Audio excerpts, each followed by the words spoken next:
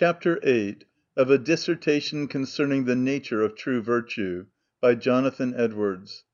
This LibriVox is in the public domain. Recording by Expatriate in Bangor, Maine. CHAPTER VIII. In what respects virtue or moral good is founded in sentiment, and how far it is founded in the reason and nature of things. That which is called virtue is a certain kind of beautiful nature, form, or quality that is observed in things. That form or quality is called beautiful to any one beholding it, to whom it is beautiful, which appears in itself agreeable or comely to him, or the view or idea of which is immediately pleasant to the mind.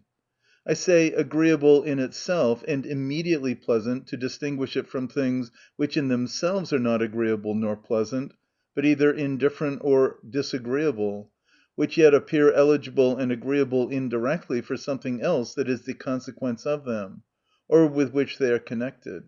Such a kind of indirect agreeableness or eligibleness in things, not for themselves, but for something else, is not what is called beauty. But when a form or quality appears lovely, pleasing, and delightful in itself, then it is called beautiful, and this agreeable or gratefulness of the idea is what is called beauty. It is evident therefore by this, that the way we come by the idea or sensation of beauty is by immediate sensation of the gratefulness of the idea called beautiful, and not by finding out by argumentation any consequences or other things that it stands connected with, any more than tasting the sweetness of honey or perceiving the harmony of a tune is by argumentation on connections and consequences. And this manner of being affected with the immediate presence of the beautiful idea depends not, therefore, on any reasonings about the idea after we have it, before we can find out whether it be beautiful or not, but on the frame of our minds, whereby they are so made that such an idea, as soon as we have it, is grateful or appears beautiful. Therefore, if this be all that is meant by them who affirm, virtue is founded in sentiment and not in reason, that they who see the beauty there is in true virtue, don't perceive it by argumentation on its connections and consequences, but by the frame of their own minds, or a certain spiritual sense given them of God, whereby they immediately perceive pleasure in the presence of the idea of true virtue in their minds, or are directly gratified in the view or contemplation of this object. This is certainly true. But if thereby is meant that the frame of mind or inward sense given them by God, whereby the mind is disposed to delight in the idea or view of true virtue, is given arbitrarily, so that if he had pleased he might have given a contrary sense and determination of mind, which would have agreed as well with the necessary nature of things, this I think is not true. Virtue, as I have observed, consists in the cordial consent or union of being to being in general, and, as has also been observed, that frame of mind whereby it is disposed to relish and be pleased with the view of this, is benevolence or union of heart itself to being in general, or a universally benevolent frame of mind. Because he whose temper is to love being in general, therein must have a disposition to approve and be pleased with love to being in general. Therefore now the question is, whether God in giving this temper to a created mind, whereby it unites to or loves being in general, acts so arbitrarily that there is nothing in the necessary nature of things to hinder, but that a contrary temper might have agreed or consented as well with that nature of things as this.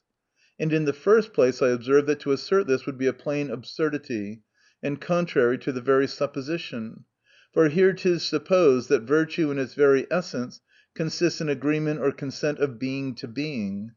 Now certainly agreement itself to being in general must necessarily agree better with general existence than opposition and contrariety to it. I observe secondly, that God in giving to the creature such a temper of mind, gives that which is agreeable to what is by absolute necessity his own temper and nature.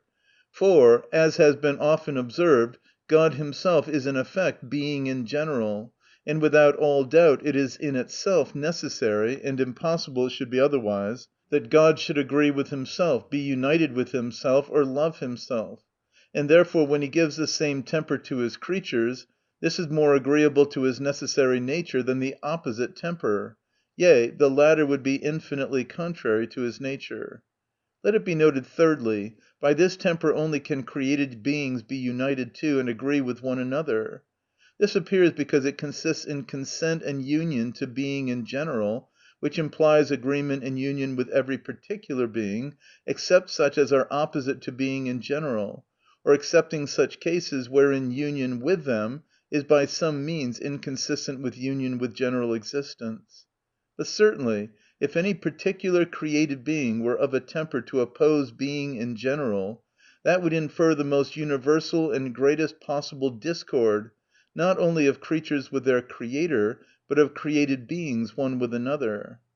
Fourthly, I observe, there is no other temper but this that a man can have and agree with himself, or be without self‐inconsistence, that is, without having some inclinations and relishes repugnant to others. And that for these reasons: every being that has understanding and will necessarily loves happiness. For, to suppose any being not to love happiness would be to suppose he did not love what was agreeable to him, which is a contradiction, or at least would imply that nothing was agreeable or eligible to him, which is the same as to say that he has no such thing as choice or any faculty of will. So that every being who has a faculty of will must of necessity have an inclination to happiness. And therefore, if he be consistent with himself, and has not some inclination repugnant to others, he must approve of those inclinations whereby beings desire the happiness of Being in general, and must be against a disposition to the misery of Being in general, because otherwise he would approve of opposition to his own happiness. For if a temper inclined to the misery of Being in general prevailed universally, 'tis apparent it would tend to universal misery. But he that loves a tendency to universal misery in effect, loves a tendency to his own misery; and as he necessarily hates his own misery, he has then one inclination repugnant to another. And besides, it necessarily follows from self‐love that men love to be loved by others, because in this others' love agrees with their own love. But if men loved hatred to Being in general, they would in effect love the hatred of themselves, and so would be inconsistent with themselves, having one natural inclination contrary to another. These things may help us to understand why that spiritual and divine sense by which those that are truly virtuous and holy perceive the excellency of true virtue, is in the sacred Scriptures called by the name of light, knowledge, understanding, etc. If this divine sense were a thing arbitrarily given, without any foundation in the nature of things, it would not properly be called by such names. For, if there were no correspondence or agreement in such a sense with the nature of things, any more than there would have been in a diverse or contrary sense, the idea we obtain by this spiritual sense could in no respect be said to be a knowledge or perception of anything besides what was in our own minds. For this idea would be no representation of anything without. But since it is otherwise, since it is agreeable, in the respects above mentioned, to the nature of things, and especially since 'tis the representation and image of the moral perfection and excellency of the divine Being, hereby we have a perception of that moral excellency, of which we could have no true idea without it.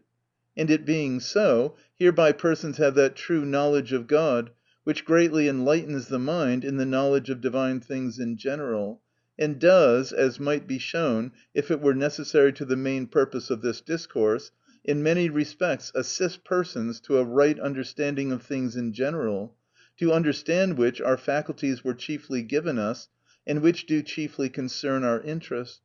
and assists us to see the nature of them and the truth of them in their proper evidence. Whereas the want of this spiritual sense, and the prevalence of those dispositions that are contrary to it, tends to darken and distract the mind, and dreadfully to delude and confound men's understandings.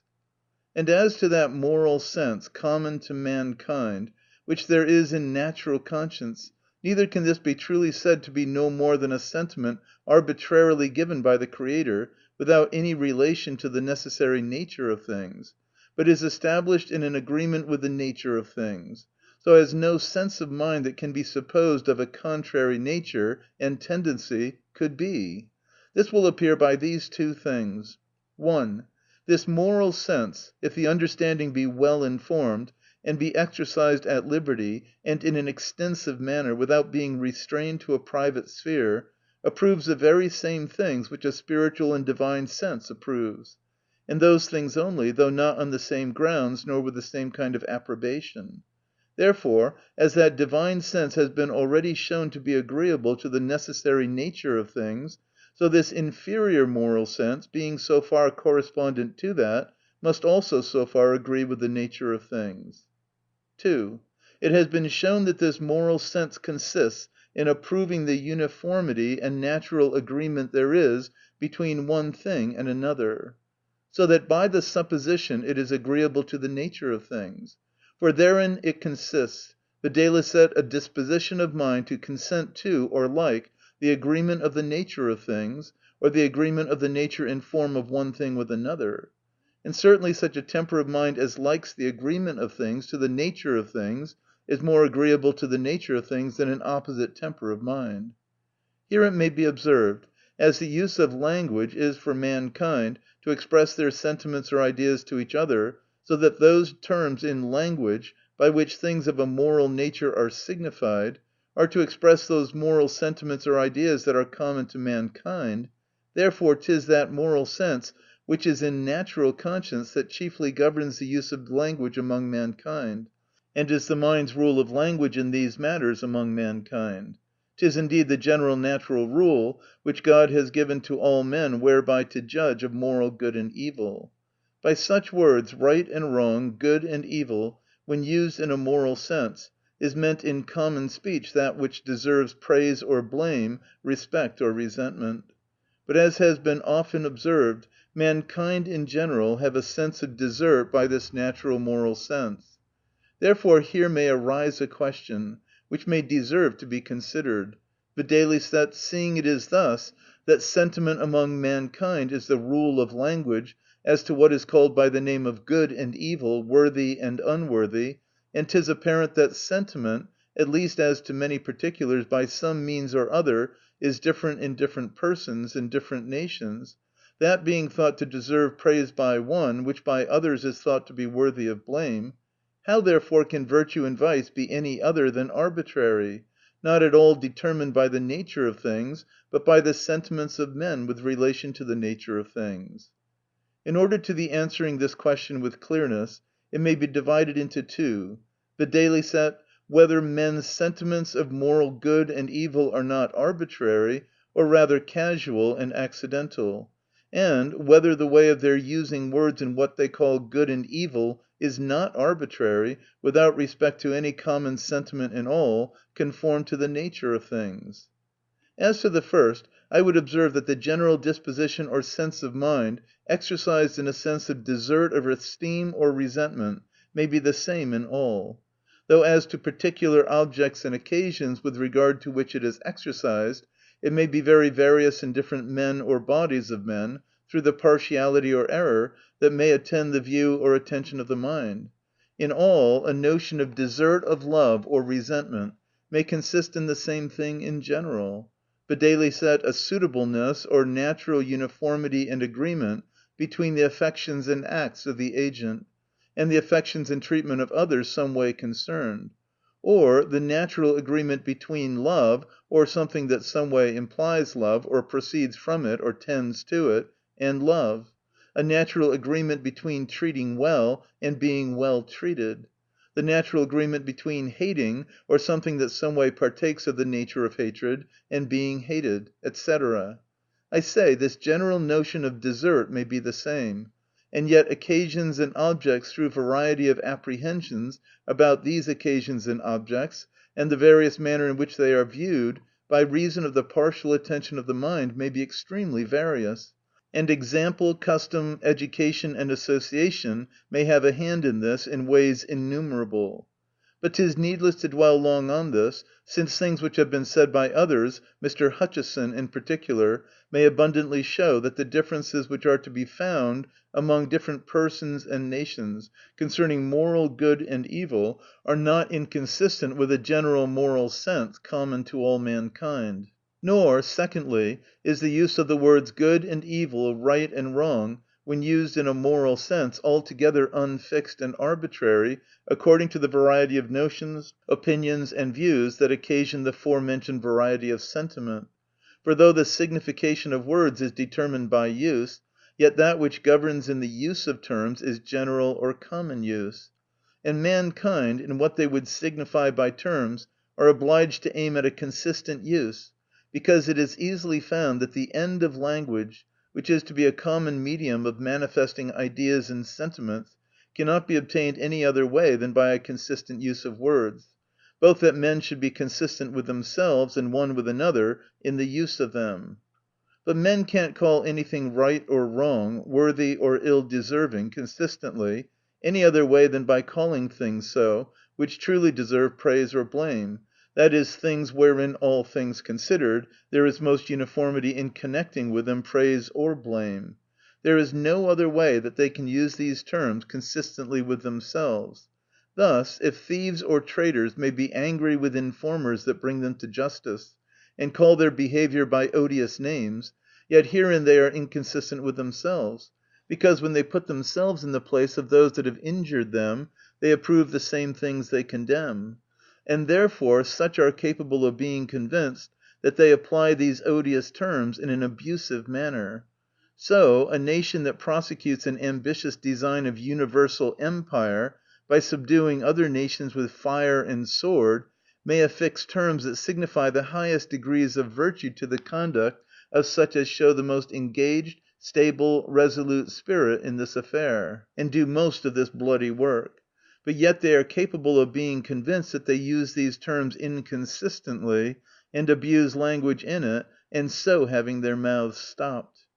And not only will men use such words inconsistently with themselves, but also with one another, by using them any otherwise than to signify true merit or ill deserving, as before explained. For there is no way else, wherein men have any notion of good or ill desert, that mankind in general can agree in. Mankind in general seem to suppose some general standard or foundation in nature for an universal consistence in the use of the terms whereby they express moral good and evil, which none can depart from but through error and mistake. This is evidently supposed in all disputes they may have one with another about right and wrong, and in all endeavors used to evince or prove that anything is either good or evil in a moral sense. End of chapter 8. Recording by Expatriate in Bangor, Maine. End of A Dissertation Concerning the Nature of True Virtue by Jonathan Edwards.